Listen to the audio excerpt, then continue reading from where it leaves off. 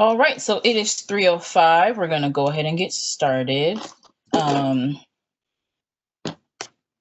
let me know once the recording is actually on. Okay, all right, and we're live. So welcome everyone to our first general body meeting of the semester.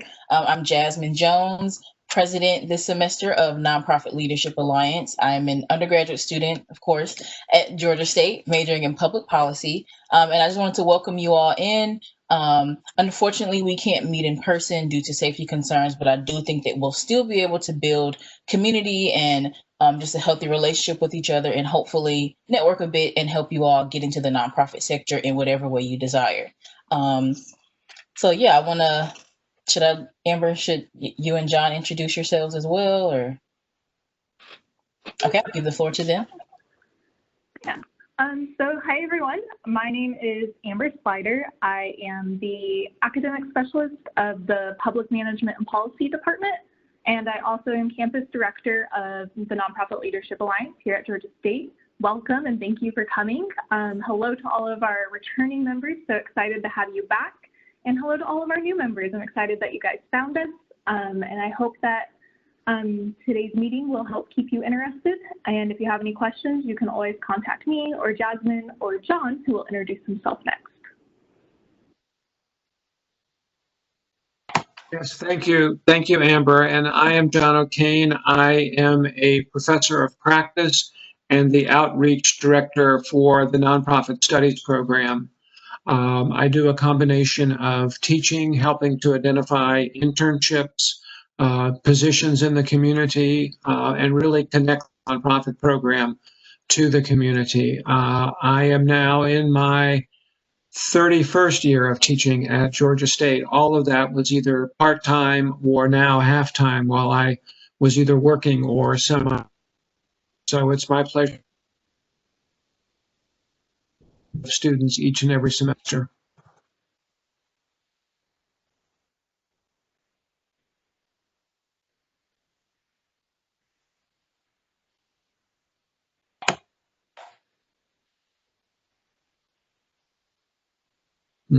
No.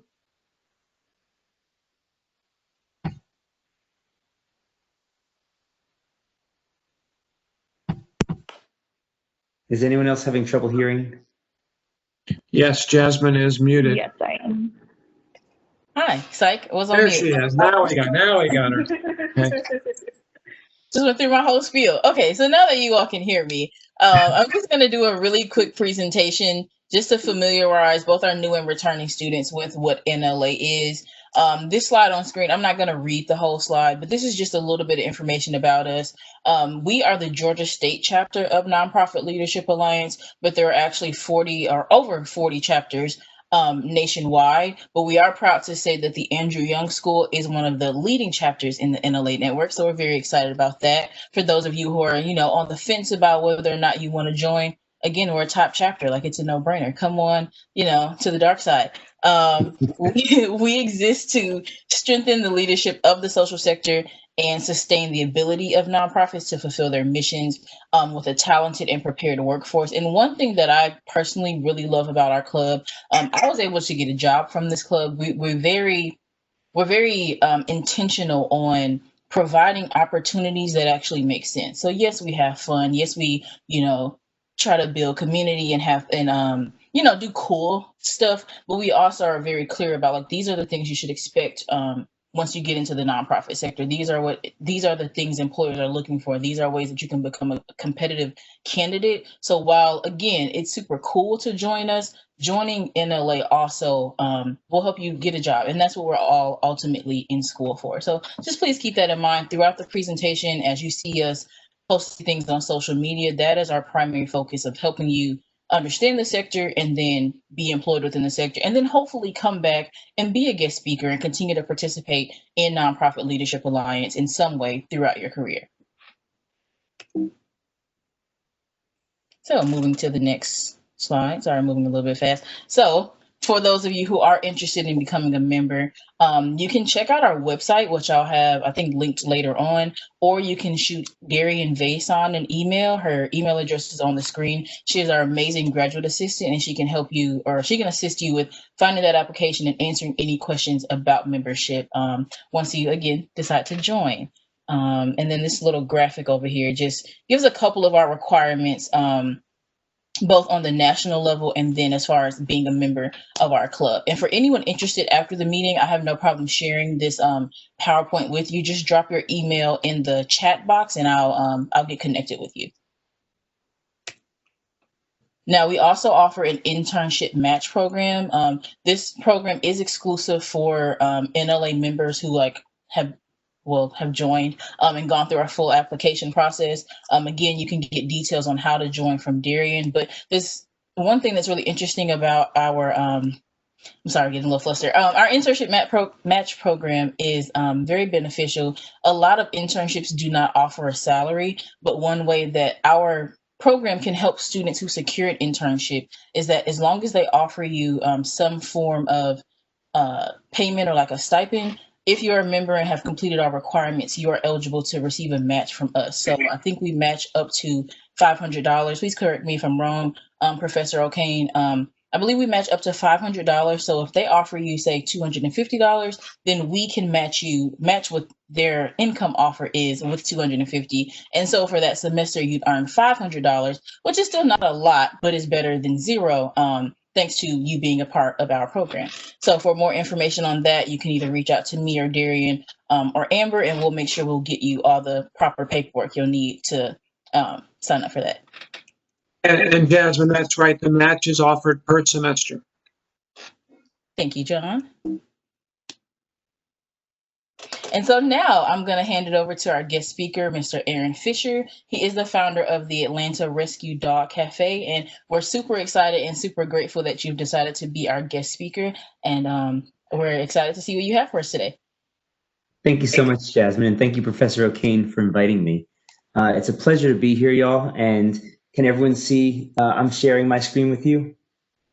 Excellent. Also, just so you all know, I'm a proud Georgia State alum. I graduated from the graduate program in early childhood education when I then went on to teach for a number of years. So as Jasmine said, and as you saw in the PowerPoint, I am the founder and CEO of Atlanta Rescue Dog Cafe. We are a humane education nonprofit, and our whole mission, as you'll soon see, if I can just advance the slide, which it's not doing. There we go, is to promote safe and humane animal practices and responsible pet care so that we can prevent animal cruelty and keep pets from ever becoming rescues in the first place. I made a vow to myself when I started this nonprofit 3 years ago that I would never use any stock footage for programs, because I just think the images from our actual programs in action speak for themselves. So you'll see those peppered throughout the presentation. And just so you all know, we call ourselves Atlanta Rescue Dog Cafe. We're Atlanta based. We're not a physical cafe yet. That's something that we're working toward. I called it a cafe with the intention, as Jasmine was saying earlier, you do things with a lot of intention.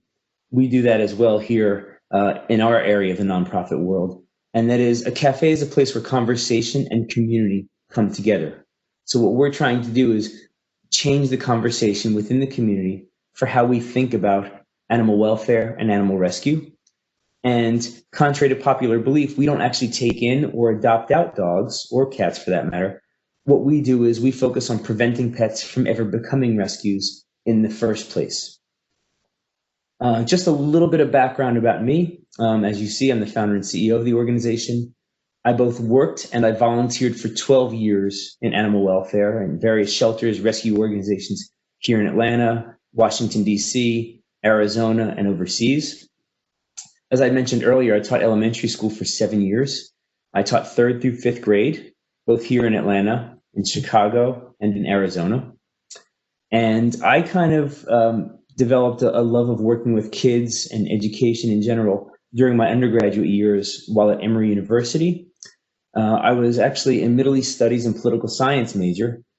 I went on to become a foreign service officer with the State Department, and I lived and worked overseas, mostly in the Middle East and Sub-Saharan Africa. Got tired of dealing with diplomats that acted like fourth graders, so figured just cut out the middleman and go ahead and work directly with the fourth graders. So that's what I did. And while teaching, something kind of struck me. And let me just go back for a second. And what that was I was teaching here in Atlanta, and all of my kids in third grade had one of two experiences. They either loved animals, wanted to learn about them, wanted to volunteer. And I understood for, safety reasons, for liability, third graders were considered too young to volunteer at local shelters. But when I reached out to every rescue organization in every shelter, none of them had an education program. So I thought, isn't that a shame that we're denying children who want to learn about animals, who want to become that next generation of animal welfare advocates, the opportunity to do so? Or my kids had the opposite experience. They were chased by dogs at the bus stop. They'd been bitten. They saw dogs fighting, pets chained outside. Maybe their aunt or uncle were running a backyard breeding operation to help make ends meet. And I realized that if they weren't learning at home and they weren't learning at school how to be safe and kind to animals, where would they otherwise learn this? And while I was volunteering and working in shelters, another epiphany struck me. And that was this. When I stepped back and took a very critical view of animal welfare and all the shelters and the rescue organizations, I realized that every single one of them was doing some shade of the same thing. They were taking in, they were adopting out. Maybe some had Pekingese, maybe some had pit bulls, maybe some had Dobermans, or focused on pregnant moms, pregnant mama dogs, or three-legged dogs, or just cats. But basically, everyone was doing the same thing. And what struck me about it was this. Their incentives from a financial standpoint is to always show that they have the capacity to take in more animals and adopt out more. There is no incentive for them to ever show, look what we're doing to prevent pets from entering our doors in the first place. So let's say, I'm just going to call in Jasmine. Let's say a shelter came to Jasmine and it's XYZ shelter. And they say, Jasmine, you and your family were amazing. You donated $1,000 to us last year and we took in 1,000 animals. But you know what? This year we're on track to take in 2,000 animals. Do you think you all can be some sweethearts and part with $2,000 to support us? So if you think about that, their incentive is always to show they have the ability to take in more and adopt out more. They're never going to come to Jasmine and say, Jasmine, you know what? This year we only took in half the animals we took in last year. Can you only give us $500? So that's something that really, really struck me, is how backward the financial incentive structure is within the animal welfare organization. Here's a statistic. It's kind of hard to take a look at, but throughout the US, we take in almost 8 million animals in shelters every year. Almost 3 million get adopted. About 650,000 get returned to their owners, or called RTOs. A good number wind up staying in shelters from year to year. And then obviously a number get put down. Right now, on average, in the United States, we're putting down or euthanizing, humanely, ending their lives, 4,000 animals a day. That works out to 1.2 million animals per year. To me, that's unconscionable. And so I wanted to do something about it. I didn't see any of the shelters taking an educational or preventative approach. So that's kind of how I got into this. It was never my intention 10 or 15 years ago to be running my own nonprofit, but lo and behold, that's what happened. I put this map up. It's a little dated. It's from 2015. It is from the Department of Education, the United States Department of Education, obviously. And what it shows is per capita spending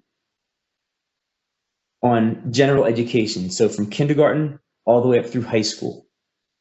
And this is not on humane education. It's not on college education. It's solely on kindergarten through 12th grade. And what I find particularly striking about this is the darker colored states throughout the Northeast and a little bit through the Northwest, it's kind of a medium tannish orange color.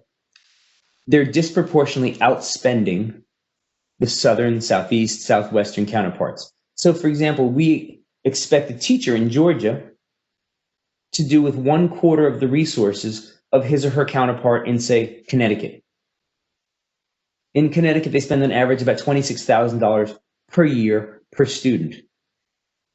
Here, it's between $10,000 and $15,000. So it's less than half. What I find particularly interesting about this, and I taught elementary school, like I said, for 7 years, and I also led what's called professional development. So it was my job to teach the other teachers how we can do better, create a more engaging classroom, more fun and worthwhile project-based learning initiatives. So I had to do a deep dive into some of this research. When I started working in shelters, I remembered this image. And it then struck me that the vast majority of animal shelters that are over capacity, that put down more animals disproportionately, are located throughout the South and the Southwest. I'm not saying that there's a cause and effect relationship. All I'm saying is that it's very interesting that there is a correlation. The more we spend on education, the more knowledgeable we are, the smarter we tend to be. Maybe we think more about the consequences. So the shelters throughout the Northeast, and when I was working at a shelter in Arizona, we used to send a lot of our animals in our overrun shelters to Oregon, to Seattle. Here in Georgia, we're often sending them to Delaware, Massachusetts, New York, New Jersey, Vermont. Those shelters are always under capacity. And so it kind of struck me, if we want to address the root cause of this issue, why aren't we trying education? In particular, humane education. So that's how I started this. And I feel that if we're going to focus on addressing the root cause of this, we have to look at the source, which is mostly in the Southeast and Southwest, where the shelters are most overrun and they have the highest euthanasia rates. And again, this is a slightly dated map. It's from about 5 years ago.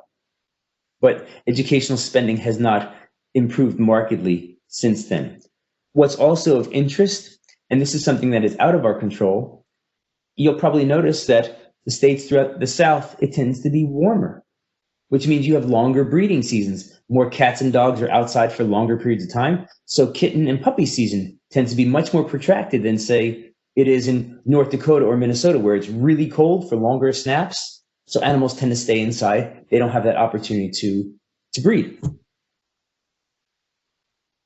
So what we do as an organization is we go into schools, boys and girls clubs, scout troops. We bring nationally certified therapy dogs with us, and we teach kids how to be safe and kind to animals, how to respectfully approach dogs, not get bitten, and the measures that we can all take to prevent pets from ever entering shelters in the first place. Mostly the preventative measures.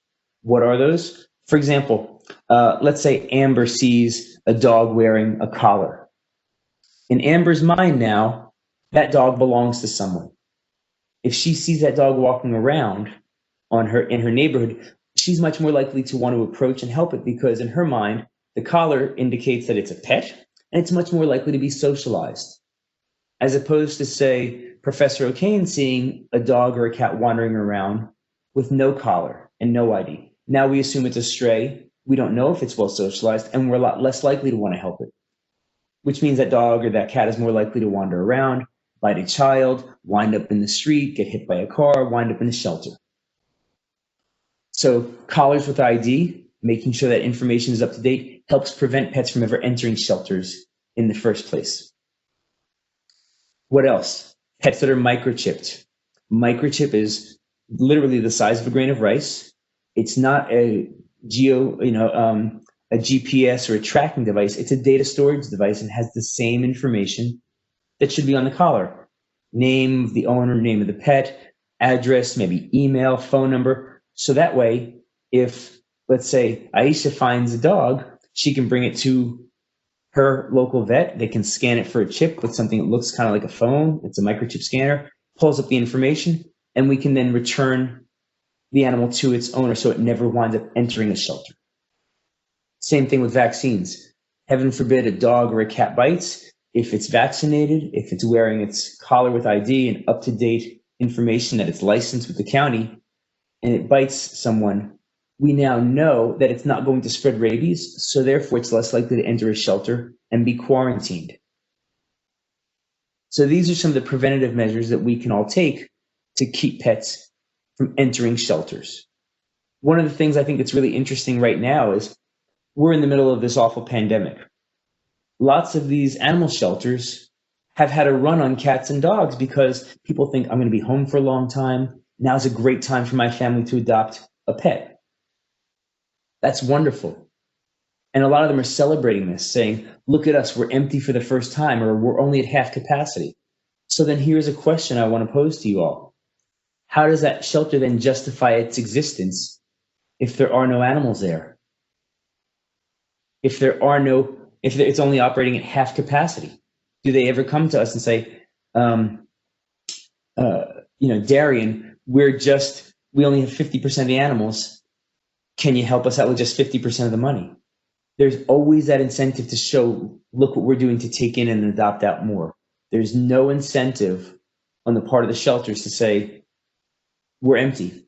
Because in my opinion, the goal of every shelter, of every rescue organization, should be to put itself out of business. Because what that essentially means is that all pets are in loving forever homes. People know how to responsibly, humanely care for their pets. There are very few to no incidents of animal cruelty, and therefore there's no reason for animals to enter shelters.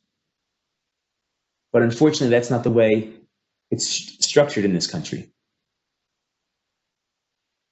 This is a really interesting, I think, very telling slide.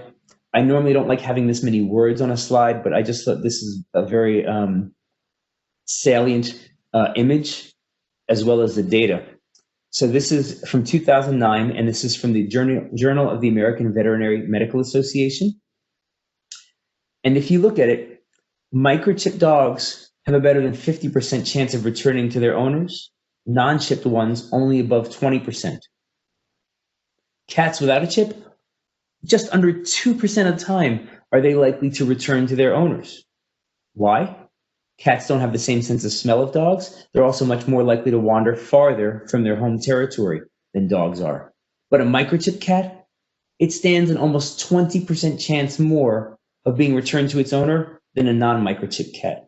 So if we think, hey, there's something I can do to help my animal, to help a friend's pet, keep it from ever entering the shelters, winding up as a stray on the street, microchipping, collar with ID, those are all great things to do, making sure they have their shots and that they're registered with the respective counties. Spaying and neutering is another big thing. Obviously, it reduces pet overpopulation, which then reduces the number of animals that wind up in shelters.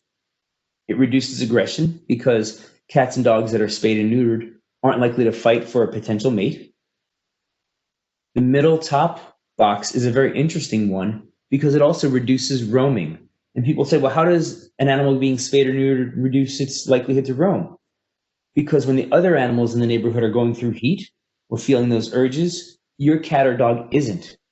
Therefore, it's less likely to want to jump a fence, escape from the house, find that potential mate when it's party time. Heaven forbid, get hit by a car, wind up in the street, be taken by someone else. It lowers the risk of cancers because when you've removed those certain body parts, for the males, there's no chance of testicular cancer anymore. For the females, there's no more chance of ovarian or uterine cancer. And there's also a direct correlation between spaying females and the incidence of cancer of the mammary glands. Spayed females have a much lower incidence of that. So these are all the benefits of spaying and neutering. When we do this with adults, we obviously go into it like this. When we do this presentation with younger kids, this is something we tend not to cover, or we cover in much more kid-friendly terms. One of our really popular programs at Atlanta Rescue Dog Cafe is our Careers in Animal Welfare program. So often people think, I love animals, I've got to be a veterinarian. But the very cold and hard truth is getting into vet school is actually statistically harder than it is to get into medical school, because there are many fewer vet schools than there are medical schools throughout the US. Being a veterinarian is a wonderful, noble, incredibly rewarding career. One of the things that they don't tell you when you go into vet school is that you're very likely to go into debt for a long time. It's not a lucrative field relative to the amount that you have to pay to get into vet school. That being said, we never discourage anyone from becoming a veterinarian. But the vast majority of people who work both with and on behalf of animals throughout the US are not vets. In fact, this is a graph from the American Pet Products Association.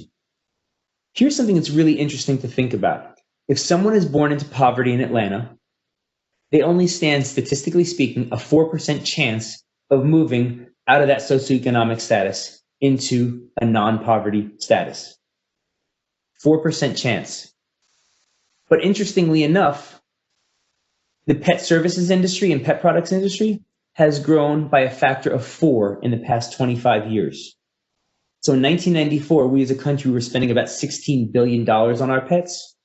Last year in 2019, we spent over $90 billion with a B. That means if you're looking for a job or a career that's going to be lucrative, sustainable, and you love working with or on behalf of animals, going into animal welfare or pet products or pet services is very likely going to be a gainful employment, a decent job for you. And that's something we try to encourage people to think about. So in our careers in animal welfare program, we go into a lot of the less conventional, less thought of careers working with pets.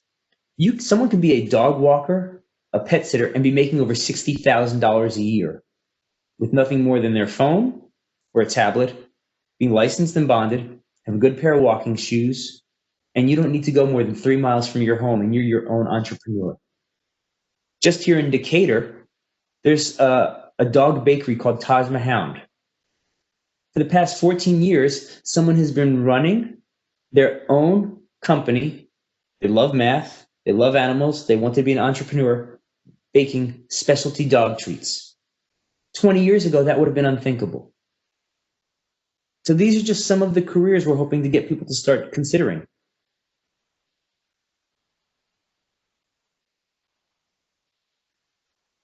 What are the classes that we offer? What we do that's truly unique, that sets us apart from every organization, every shelter, every animal welfare organization, is we've created 8 different modules or content areas that are curriculum aligned and scaled to be grade and age appropriate. So for example, we teach a program called Pet Math. And as you can see, we have pictures of our participants in our programs making dog leashes. One of the things we do, and you'll see this in the next slide, is we get climbing rope from Georgia State that's considered no longer climbing grade. We salvage it, we cut it down so it will never fray. It's still super strong. We prevent it from going to landfills by repurposing it into dog leashes. Since we started this initiative, we've kept 3,100 pounds, 3,100 pounds of material from entering landfills. And then what we do with it is we teach the kids how to estimate, how to measure, how to subtract. They learn the importance of reducing, reusing, and recycling, and thinking about repurposing single-use products. And then they write a letter where they dedicate each leash to a special person or pet in their life. We then gift those leashes to Atlanta police and firefighters, whom we train how to secure pets in emergencies, so that if they come across a dog in a burning building or a cat or a dog in a car wreck, they now have the means and the training to secure that animal, return it to its family, keep it off the streets and out of shelters. We do our Can I Pet Your Dog program, where we teach children between 3 years old and 8 how to respectfully approach dogs, what to do if they see a stray. We do that through a curriculum-aligned read aloud. With all these programs, by the way, we're bringing our certified therapy dogs in to the programs with us. We even go, as you can see from the top right picture, into senior care homes. And it's such a beautiful and heartwarming thing to see, because so often seniors, especially in nursing facilities, feel left out by society. They feel that society's written them off. They feel as though they can't contribute anymore, but in actuality, they want to. We bring our therapy dogs in. They have the best time. They start telling their caregivers about the cats and dogs that they grew up with. And all of a sudden the caregiver says to us, I've been working with, say, Louise 8 hours a day for the past 5 years. She doesn't know my name. Now she's telling me about all the dogs and cats in her life. This is amazing. For the younger kids, we do our responsible pet care program, our One Leash project, which, as you see images of here, our careers and animal welfare program, which I already discussed, and that's scaled to be appropriate for grades 3 all the way up through adults. One of our really innovative programs is called Figurative Language with the Fluffy. So we go into 5th grade through 8th grade classes. They're learning their English language arts and writing skills, and we teach them all sorts of idioms and cliches that have to do with animal welfare, and the kids have to write whether they think they're examples of humane or inhumane animal practices, and then come up with alternatives if they think they're examples of inhumane ones. So for example, so many things that we just don't think about, we say every day. I've got no dog in this fight. More than one way to skin a cat. Let the cat out of the bag. Beat a dead horse. Barking up the wrong tree. Kill 2 birds with 1 stone. We don't think of these things, but kids are now learning idioms and cliches through these humane animal practices and our Figurative Language with Fluffy program. We have our program called Humane Animal Practices and Bite Prevention. So this is for kids and people who may not have animals, but simply just wanting to feel more confident and comfortable around pets. And then our State of Animal Welfare and Rescue throughout Atlanta. That's another program that we do. And it's kind of similar to this, an organizational overview. And you can see at the bottom that we work with schools, Boys and Girls Clubs, Scout troops, career centers, community centers, you name it. These are all images from our programs in action. We've been in operation since 2017, end of 2017, so November. We're coming up on our 3rd anniversary. And since we incorporated, which you have to do as a nonprofit, one of the things that was really important to me was to do community building. So as I mentioned, we have the kids making the dog leashes. They do it alongside police and firefighters. So rather than deal with the social justice issues on the back end, as we're seeing throughout society, for these kids and sometimes the police officers, this is their first and only positive interaction with each other. We have a whole series of questions that they ask one another, what their favorite breakfast cereal is, what they want to be when they grow up. Did they ever have any cats or dogs, what their favorite movie is. So they're humanizing one another. And for a lot of the communities that we work with, this is, like I said, their first positive interaction. And then at the end, the kids gift their leashes to their partnering officers. And it's a beautiful thing to see. The far right image, that's from one of our therapy dogs. The dog's name is Bailey. We met Bailey at Woodruff Park about 3 years ago at Bark in the Park. And the owner, handler of the dog came up to us and she said, "What's Atlanta Rescue Dog Cafe?" We had a table there. The girl is 13 years old. I thought how interesting, how intrepid of this young girl to come up and just ask, at a booth what our organization was about. She told us about her dog and she asked how she could get involved. She got her dog certified as a therapy dog. And now she's our youngest volunteer. She's a sophomore in high school and she accompanies us to these programs. And I love it because the kids get to see one of their peers doing so much in the community, volunteering, giving back, promoting safe and humane animal practices. What's also particularly interesting to me as well is that through this program, so many people have learned the differences between what's often a very confusing genre of therapy dogs, service dogs, emotional support animals, and working dogs. A therapy dog is one that brings joy and comfort to others versus a service dog, which is meant to serve one individual who might have emotional or physical challenges. And that dog is that, as a service dog, is that person's lifeline. The service dog is one we shouldn't pet. The therapy dog is one that we can, provided that we ask. And then there are those working dogs that are working with police, firefighters, military. Also, or at airports, we shouldn't be looking to pet them either because they're working and they have to literally be dialed in to achieve their mission. The picture in the bottom left I find particularly interesting. You might ask what's so significant about it. It's a boy holding a Maltese, I'm sorry, Shih Tzu rather. For those of you who might be familiar with Clarkston, just about 8 miles east of Atlanta, has the per capita highest population of refugees in the entire US. We worked with their community center over a summer because many of their recent refugees came from Somalia, Sudan, and Afghanistan, areas where most people don't have cats and dogs as pets, rather they're ferals. So when a 12 or 15-year-old finds him or herself here, like you see in this picture in the bottom left, they see dogs, they've never grown up with them as pets. They don't feel comfortable around them. They're more likely to get bitten. They're more likely to run and just feel unsure of themselves. For the 12 to 15-year-olds that we were working with, this was their first time ever petting or holding a dog, and they came out of this experience feeling so much more confident, knowing how to behave around pets, feeling as if they wanted to have a dog as one, because now they viewed them as something that could be part of the family rather than strays that were roaming the streets of Mogadishu or Khartoum or Kabul. And you can just see some of the other images below, and those are part of our pet therapy and One Leash Project programs. The top left, some of you might recognize, that's at Georgia State. When they had the rope that was considered no longer climbing grade, they're required by law to retire it. We salvaged the rope and we repurposed it into those leashes that you see being given to Officer Meredith in the top right. That was 40 pounds worth of rope that we've prevented from going into landfills. In the middle image is my dog Jenny with me doing our Can I Pet Your Dog program. And then you see images around below of the girls learning how to measure, work with one another, teamwork, that's for a Girl Scout troop. And then the little girl petting Ginger the boxer, one of our therapy dogs, for the first time.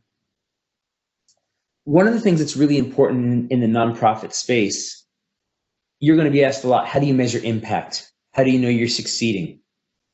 So for example, if we go to a shelter or a rescue organization and you ask them, how do they know if they're succeeding? And they say, we take in and we adopt out more every year. My question is that succeeding? Because if an animal's entering a shelter, that means that something happened. Someone couldn't care for it, someone passed away, a dog bit, a cat got out of the house and didn't have a collar. I think success is when there's no more need for an animal shelter. Imagine how wonderful it would be if someone opened up a hospital and the hospital remained empty because there was no one sick to go in. I think it'd be wonderful if someone opened up an animal shelter and there wasn't a need for it, because that meant that every pet was in a loving forever home. So we measure impact a number of ways, quantitatively and qualitatively. Quantitatively, since 2018 when we started our programs, we've worked with over 13,000 participants. We've kept 3,100 pounds of that material, the climbing rope material, out of landfills. Through being at all the different festivals, the farmers markets, the 5Ks, we've reached more than 500,000 Atlantans since our incorporation. The Virginia Highland Summer Fest, the Bark in the Park, the Grant Park Summer Shade Festival, all the different 5K races. We have a booth there to get the word out about who we are and what we do, and that's part of our community outreach. We've been awarded 16 grants since we started, and we have the media coverage you can see below, and those are all linked on our website. And I have our website as well as our social media handles below. This is the only slide where I'm just going to ask you to read, and this tells me exactly why we do what we do. And if you just wouldn't, please indulge me and just read this for a second, I would appreciate it.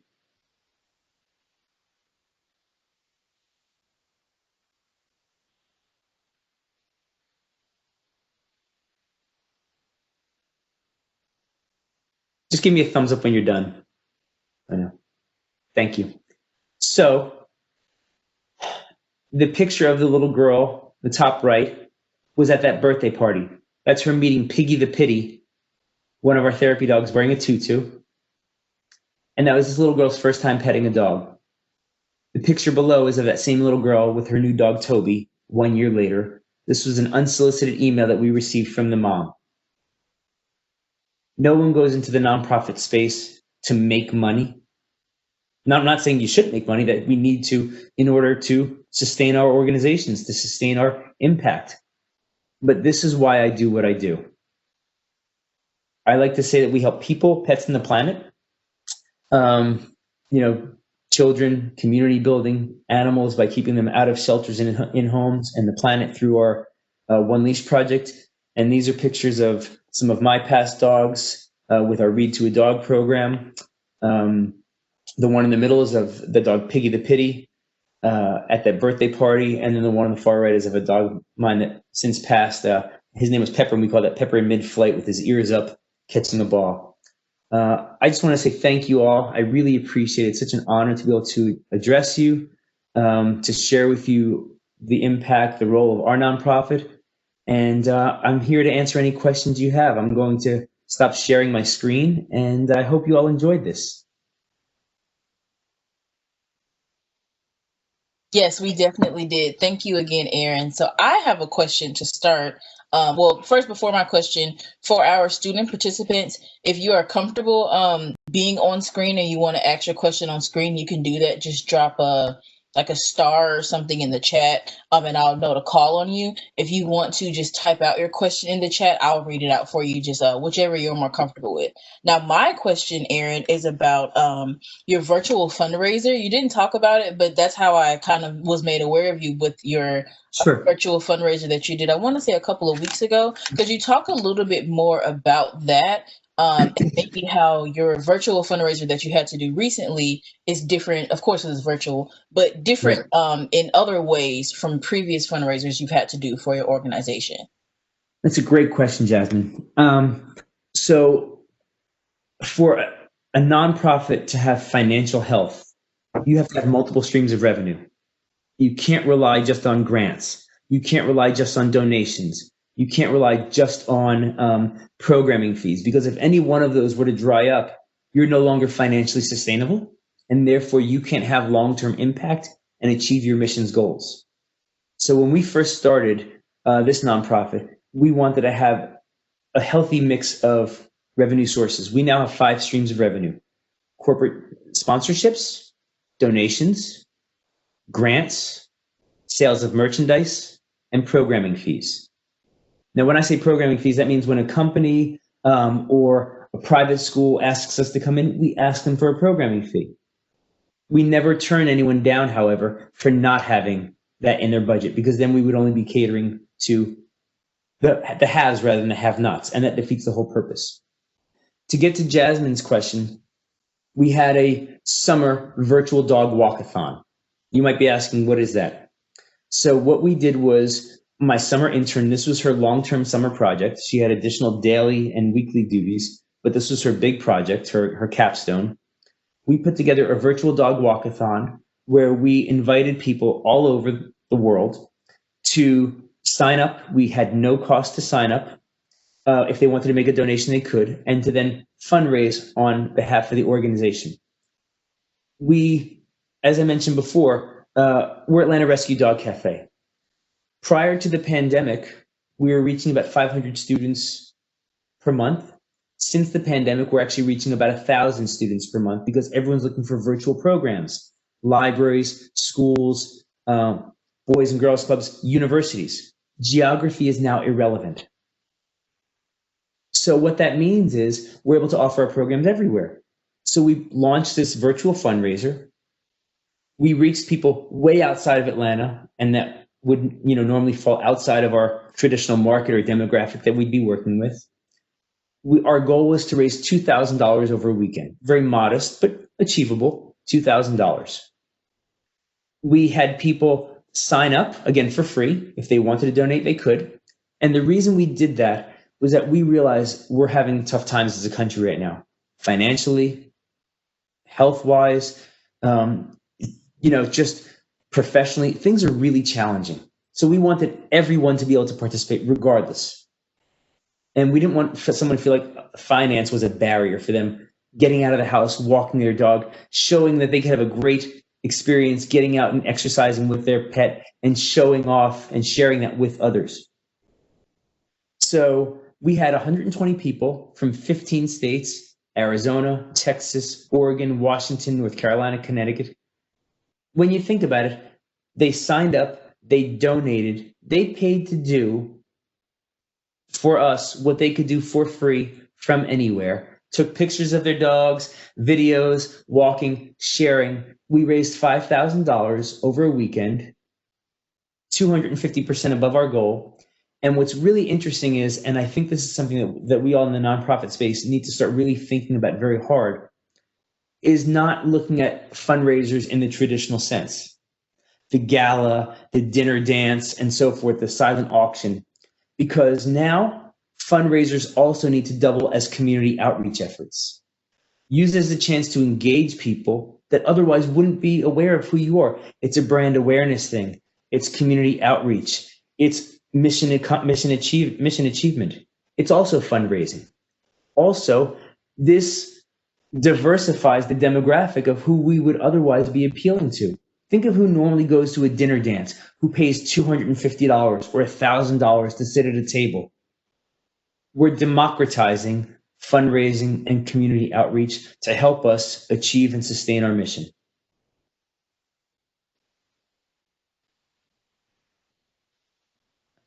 Wow, I never thought of it that way. Thank you so much, Aaron. Now, I do have another question. Great. So most organizations, or well, everyone in some way has had to pivot. I know everyone's overusing that word, but everyone has had to pivot in some manner due to the national health or worldwide health pandemic. So specifically for your organization, how have you had to change either operations, or you did just talk about fundraising, whether you stopped hiring or hired more? How have you had to change the operations of your organization as a result of COVID? And do you feel like you're doing it well, if you are comfortable sharing? Sure, absolutely. So what's really interesting and ironic about this is, as I had mentioned earlier, prior to the pandemic, we were reaching about 500 participants a month, and that was in and around the Atlanta area.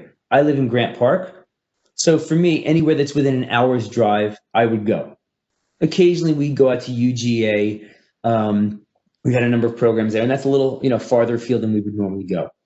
Since the pandemic, every school, every library is looking for content. They're looking for virtual programs. So now we've actually doubled our impact. We're reaching more than 1,000 participants every month. Just last month, we did a program with Babson University in Massachusetts. It was for rising entrepreneurs, 15 to 17 years old. We reached 150 students in 21 countries on 6 continents. Those are now people who are aware of who we are and what we're doing. So what we've done is we have pivoted. Look, if you're not pivoting as an organization, you're not surviving. It's just that simple. All of our programs are virtual. Look, it's not the same as when we bring a therapy dog in and bring our leashes in to, our ropes in to go do it in person. What we have done, however, is tailored our programs to offer them virtually. I'll do the reading here with the kids, for our Can I Pet Your Dog program. I'm looking around for the book. I don't see it here right now. What we'll also do is we'll ask the libraries to help us cover the expenses. So we're still doing our One Leash project. We'll send a whole box of the One Leash project kits out. The library patrons can then go pick up the leash kits and make them with us online. They can also make them individually. We send out instructions. If they want to do this as a community service project, what we're then asking them to do is, once they've made their leash, bring it to a police officer or a firefighter and have a conversation with someone you never have before and show him or her how this leash can help them when, carrying out their daily duties. Our careers and animal welfare program, same thing. If you go to CNBC, their website, CNBC evaluated that careers in animal welfare, pet services, offering pet products is one of the few industries that's expected to do well both during and after the pandemic. More organizations, more career training centers are now coming to us than ever before. So we've actually doubled our impact. Now, on the flip side of that, Jasmine, what's made it harder is fundraising, is outreach. Yes, we were able to do it once, but we can't be at the festivals. We can't be at the farmers markets, the 5Ks with our booths, saying who we are, what we do, selling our sweet merchandise like our t-shirts or the collars and the belts that are made for us. We can't take donations for those leashes, the ones that we aren't giving out to the police and firefighters. So it's made it that much more challenging.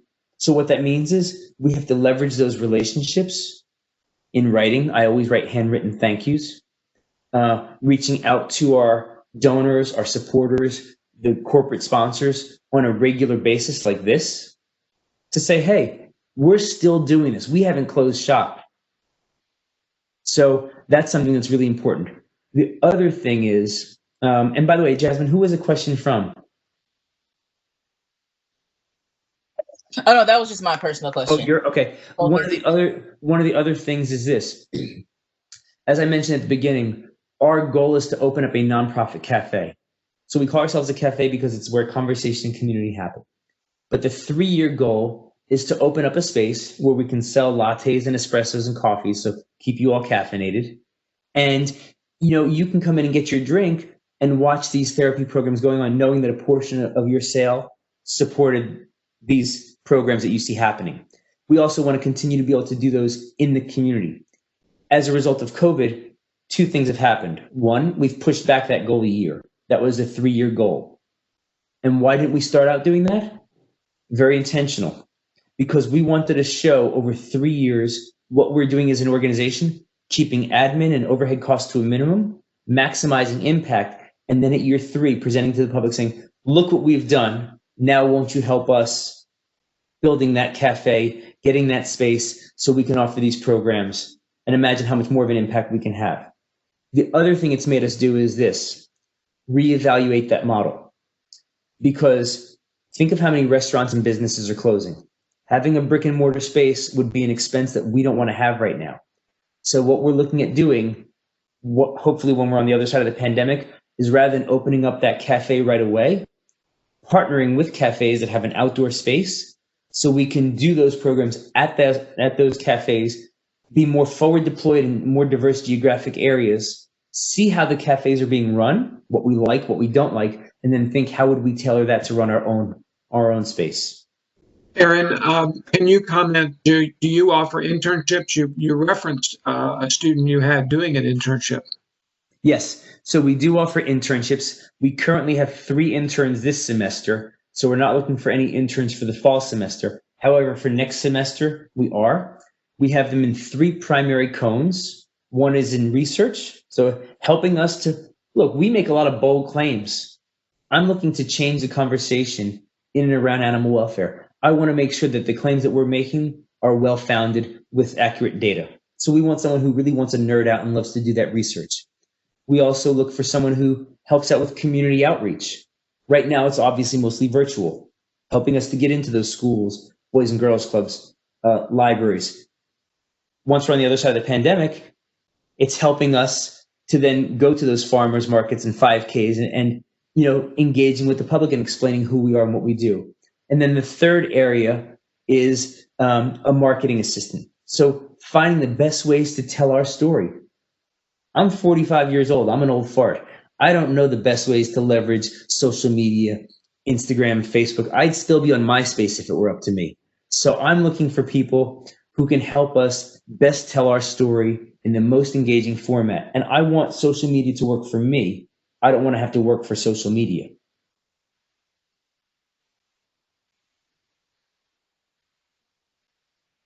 Other questions, please. That's amazing. Yeah, Tori, do you have a question? I see you have your video on.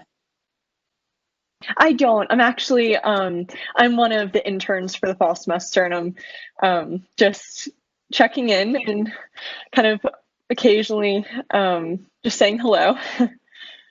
No problem. Welcome in. Well, do you have anything that you'd like to add really quick? Honestly, from everything I've heard from Erin, it's honestly been a pleasure so far to work with Atlanta Dog Rescue Cafe, and very much looking forward to it. It's a fantastic organization, and especially if you're in any fields where you might want to go into education or psychology or social work, it's one of the best opportunities and the best organizations in this area to do so. You get a lot of different types of experience with, as he said, research and then community outreach. And that's something that's very valuable, I think, for undergrads and even graduate students. So it was nice meeting you all. And she's not getting paid, by the way, so thank you, Tori. Of course. Okay, awesome. It was great to hear from both of you. Okay, go ahead, Aisha.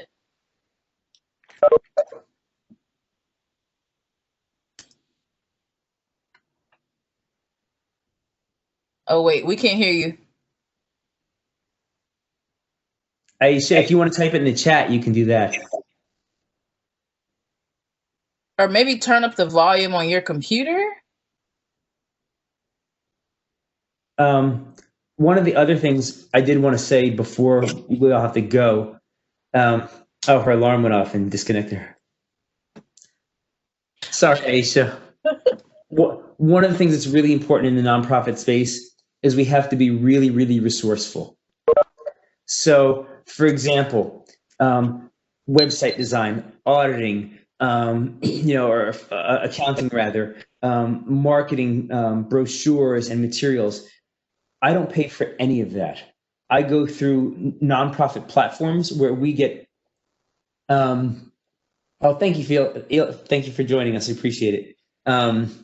We go through these nonprofit platforms where professionals offer their services pro bono. I post projects that we're interested in doing. I have a question about something. And that's actually how we came up with the platform that we use for our virtual Dog Walkathon. But I have someone now who's overhauling my website completely free of charge. I don't know anything about SEO. Does anyone know what SEO is? Search engine optimization. It's getting your website to bubble up, helping people find you when they Google something. I know nothing about it.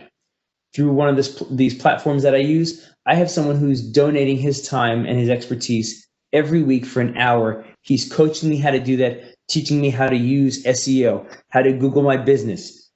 Someone tomorrow evening out in Phoenix is helping me leverage Google Ad Grants. As a nonprofit, we get $10,000 for free every month of Google Ads. I don't know how to use it, but as a nonprofit, by being able to be resourceful and going back to Jasmine's question, pivoting, using this time wisely, developing the skills that I currently don't have, or finding people who do have those skills to sustain us for the long haul. And I also want to make sure that my interns, Tori and some of the other interns as well, develop these skills too. I want to have interns who aren't afraid to fail, who aren't afraid to try new things, who want to take risks and really learn and grow. I'm not offering compensation financially, but hopefully what we are offering are skills development, resume building opportunities, connections to our board members, and networking that will hopefully carry them well beyond this and any other internship that they'll have. Wow, that's amazing. Well, we have one more question from Aisha, and then that'll be our last one. And what's the name of this platform where you find pro bono projects? Sure. It's called Catchafire. Catchafire.org. Are you familiar with it, Aisha? I see you nodding.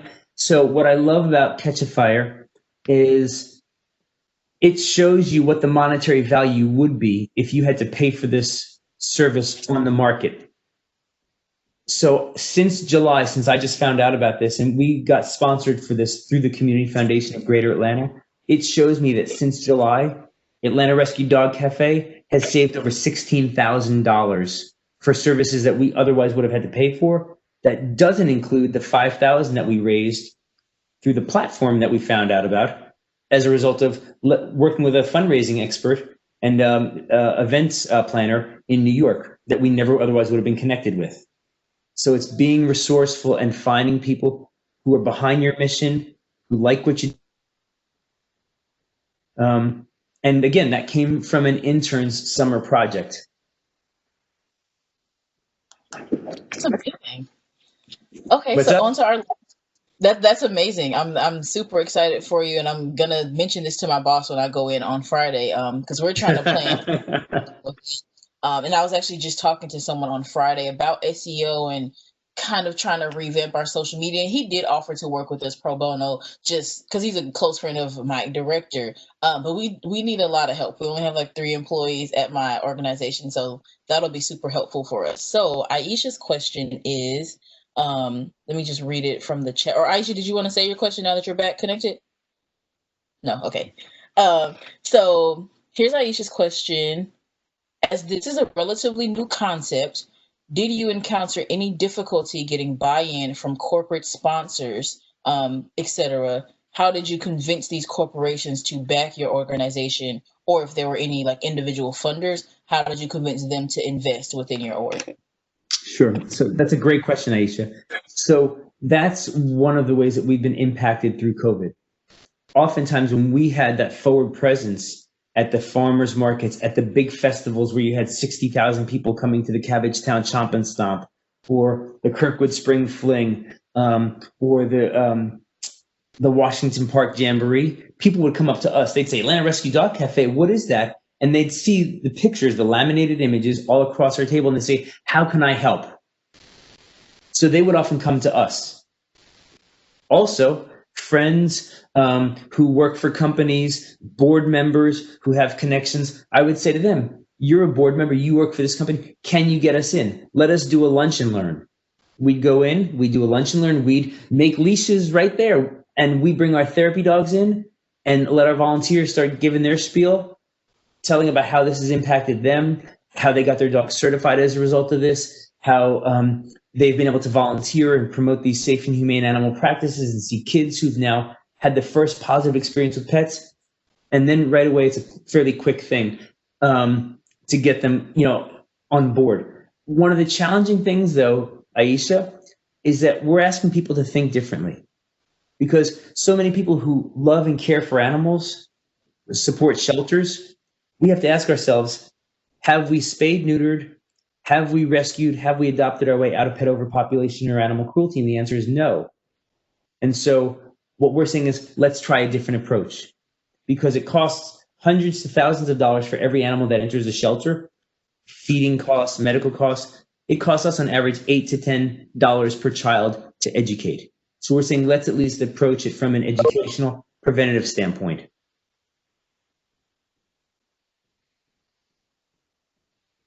Sorry, let me unmute myself. Everyone's got mute.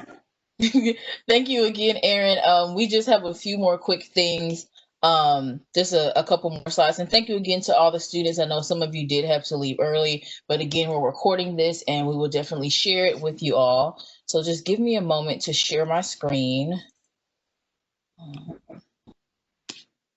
Thank you so much for having us, by the way. We really appreciate it. And I want to thank Tori for joining us today, because she didn't have to do this. So my intern to come along extracurricularly, I really appreciate it. Yes, we're grateful for you guys, and we hope that in some way we can partner with you in the future. So right now I'm sharing. Let me make sure I can see it. Can you guys still hear me? Yes. Yes. Okay, so coming up on October 23rd, we're going to have a virtual Zoom conference. It's called How to Thrive in a Multi-Generational Workforce. And so we are still working through this. We are accepting donation, or we're working through planning and just all of the logistics, but we do want to put it on everyone's radar to, go ahead and save the day and make some space in your calendar for us. We will be posting more information, of course, on our social media and other, promo platforms. But we hope to see you all there in this Zoom conference kind of thing. Of course, it's going to be sponsored by us, the Nonprofit Leadership Alliance. So it's not a part of my PowerPoint, but when I share this information with students, I'll make sure that this is included for anyone who wants some additional information. And then I have one more thing, just a second. All right, so we've reached the tail end of it. We reached the end of our meeting. We're gonna go ahead and adjourn in the next few minutes. I just wanted to give everyone a chance to follow our social media. We are on Instagram and Twitter. I forgot to put our Twitter page on here, but our Instagram handle is NLA GSU. So you can follow us on there for information just about, like fun facts about the nonprofit sector, when we learn of any internships that are coming up. Of course, we do share that in our newsletter, but it's a lot easier to share it via Instagram. So for more updates, upcoming meetings, information about our guest speakers, you can follow us there. If you have questions, whether it's about membership or about something we posted on Instagram, or just any general inquiries, you can email us at nla@gsu.edu. Again, I'm Jasmine Jones. I'm our president. If you want to email me directly for some reason, not that I have a problem with that, let me not say it that way, but if you want to email me directly, My email is jjones256@gsu.edu. And if I can't answer it, then I'll find someone who can answer the question for you. And I look forward to talking to other students. And then just this QR code on screen, you can just, you don't have to have a special app or anything. If you're interested in joining our group me, where we also post information and meeting reminders and things like that, you can open your camera app and it'll take you to the join page, and you can go ahead and join our group me. And again, to stay in touch with us. So that's all I have. Again, I'm very thankful for everyone who was able to come. Again, I'll send out this PowerPoint to anyone who wants it, and the meeting recording. Once we figure out how we're putting that up, we will share it with everyone. So Amber, John, Aisha, or Aaron, do you all have anything you'd like to add before we adjourn? And thank you so much. Thank you so much, Aaron, for joining. And I hope that in addition to hearing about Aaron's nonprofit, we also see some of the dynamics of working in the nonprofit sector and what some of those issues are, whether you're working with Jasmine and you're fixing up cars, or you're trying to do some career education or whatever. So it was most helpful. Thank you, Aaron. Thank you all for having us. We really appreciate it. And please feel free to get in touch with us if you have any questions.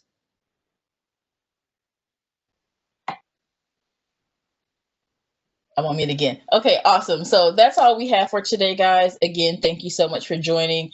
Special thank you again, Aaron, for being our speaker and for letting us know about your organization, your information about your organization. Yeah, that's all I have. So I look forward to seeing you all at the next meeting and interacting with us on social media and things. And I hope everyone enjoys their night. Stay safe, stay healthy, everyone.